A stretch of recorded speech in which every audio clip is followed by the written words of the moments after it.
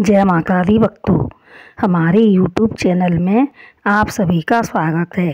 भक्तों, आज हम सुनेंगे कि भगवान शंकर को क्यों माता अन्नपूर्णा से भिक्षा मांगनी पड़ी। ऐसी कौन सी परिस्थितियां उत्पन्न हुई थीं जिसके कारण माता पार्वती जी ने अन्नपूर्णा स्वरूप धारण किया और भगवान भोलेनाथ को माता अन्नपूर्णा से भिक्षा मांगनी पड़ी। पौराणिक शास्त्रों के अनुसार एक बार भगवान भोलेनाथ और माता पार्वती जी कैलाश पर्वत पर सुखपूर्वक बैठे हुए थे। तब माता पार्वती जी ने बड़े ही नम्र स्वर में भगवान भोलेनाथ से कहा कि स्वामी, हमें कैलाश पर्वत पर भी एक रसोई की आवश्यकता है। तब भगवान भोलेनाथ ने माता पार्वती जी से कहा कि भोजन तो एक प्रकार की आसक्ति ही है। प्राणी को हर तरह की आसक्ति का त्याग कर देना चाहिए। यही ब्रह्मा और विष्णु ने भी कहा है, क्योंकि देवी लक्ष्मी सरस्वती देवियों के साथ प्राणी मात्र को भोजन प्रदान करती हैं। और जब भोलेनाथ ने ऐसे कहा तो माता पार्वती जी को यह शब्द बड़े अपमानजनक लगे। तब पार्वती जी ने कहा कि जब मेरी कोई आवश्यकता ही नहीं है तो मैं यहाँ क्यों रहूँ। और माता पार्वती वहाँ से अंतर्धान हो गईं। और माता पार्वती के वहाँ से अंतर्धान होते ही भगवान भोलेनाथ कैलाश पर्वत पर अपने प्रभु के ध्यान में मग्न हो गए और सारे संसार में अन्न की कमी से हाहाकार मचने लगा और सभी भूख के मारे व्याकुल होने लगे। सृष्टि में कहीं भी एक भी अन्न का दाना नहीं बचा। तब सब देवता भगवान गणेश जी को आगे करके ब्रह्मा जी के पास पहुँचे और ब्रह्मा जी सभी देवताओं के साथ श्री हरि विष्णु जी के पास पहुँचे और वहाँ से सभी देवता ब्रह्मा और विष्णु सहित भगवान भोलेनाथ के पास कैलाश पर्वत पर पहुँचे। भगवान शंकर के पास भी एक भी अन्न का दाना नहीं था। भगवान खुद को असमर्थ महसूस करने लगे। भगवान शिव त्रिलोकी में सभी जगहों पर घूमने लगे, पर कहीं भी अन्न का एक दाना भी दिखाई नहीं दिया। वृक्षों पर भी कहीं भी कंदमूल फल कुछ भी नहीं था। खाने योग्य कुछ भी भोजन के लिए नहीं था।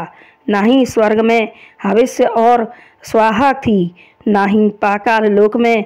त्रिदेव भी बड़े दुखी हो गए।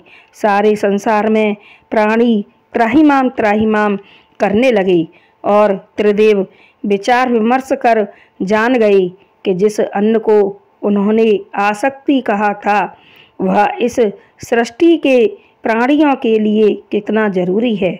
तब भगवान शिव को एक अघोरी मिला। वह अघोरी भगवान शिव को अघोरी जानकर भगवान शिव से कहने लगा कि हे अघोरी, अगर आप भोजन की तलाश में इधर उधर घूम रहे हैं तो आप काशी नगरी में जाइए। वहाँ एक दिव्य स्त्री है जो सभी भूखे प्राणियों को अन्न प्रदान करती है और भोजन कराती है। भगवान शिव ने काशी नगरी में पहुंचकर देखा कि यह रसोई तो पार्वती की है और वहाँ एक दिव्य स्त्री है जो स्वर्ण के सिंहासन पर विराजमान है, जिसमें पार्वती, लक्ष्मी और सरस्वती तीनों की ही आभा झलक रही थी और वह भूखों को भोजन प्रदान कर रही हैं। अब वहाँ कोई भी प्राणी भूखा या प्यासा नहीं है। यहाँ माता पार्वती अन्नपूर्णा के रूप में विद्यमान थीं। वहाँ कोई ऐसा प्राणी नहीं था जो भूख से व्याकुल हो। अब भगवान भोलेनाथ को आया देखकर देवी मंद मंद मुस्कराने लगीं और उन्होंने कहा कि हे शिव, आप और ब्रह्मा भूख के बंधन से नहीं बंधे हैं, पर आप जिनकी भक्ति के बंधन से बंधे हैं वह आपके भक्त भूख के बंधन से बंधे हैं। इतना कहकर भगवती अन्नपूर्णा ने 3 मुट्ठी चावल जगत के कल्याण के लिए भगवान भोलेनाथ को दिए। 3 मुट्ठी चावल तीनों लोकों के लिए दिए।